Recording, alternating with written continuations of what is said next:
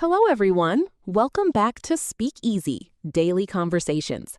I'm Olivia, and today's episode is something very practical, something that can immediately improve your real-life communication. And I'm Ethan. Yes, today we're going to talk about small talk and how to keep a conversation going without feeling awkward or running out of things to say. I think this is one of the most common problems. You start a conversation, and then suddenly it becomes quiet. Exactly. That awkward silence where both people don't know what to say next.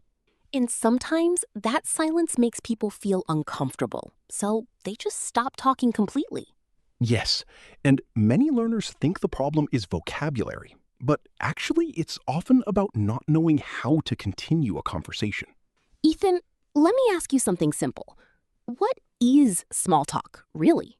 Small talk is light, casual conversation. It's not deep or serious. It's usually about everyday topics like weather, work, daily activities, or general interests. But even though it's small, it plays a big role in communication. That's true. It helps people connect before going into deeper topics. Exactly. It creates comfort. It helps people feel relaxed with each other. Let's imagine a situation. You meet someone for the first time. What usually happens?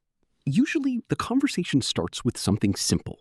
Maybe, "Hi, how are you?" or "Nice to meet you." Then it moves to basic questions like, "Where are you from?" or "What do you do?" And after that, many people get stuck. Yes, because they don't know how to continue. They answer the question, but they don't expand it. So what's the key to keeping a conversation going? The key is expansion. Don't give short answers. Add a little more information. Can you give an example? Sure. If someone asks, "What do you do?" Instead of saying, "I'm a student," you can say, "I'm a student, and I'm currently studying business. I really enjoy learning about marketing and communication." That already gives more direction for the conversation. Exactly. It gives the other person something to respond to. Let's continue that situation. If someone says that, how would you respond? I might say, "That's interesting.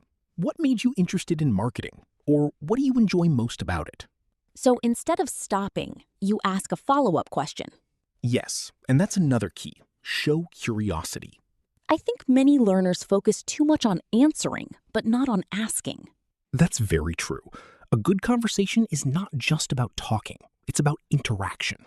Let's talk about reactions. Why are reactions important in conversation? Because reactions show engagement. If someone shares something and you don't react, the conversation feels flat. That's true. Even simple reactions can make a difference. Yes, things like, "Really? That's interesting." Or "Wow, I didn't know that," can keep the flow going. Let's imagine another situation. You're talking to a colleague at work. The conversation starts, but you don't know what to say next. What can you do? In that situation, you can go back to simple topics. Ask about their day, their work, or something general, like, "How has your day been so far?"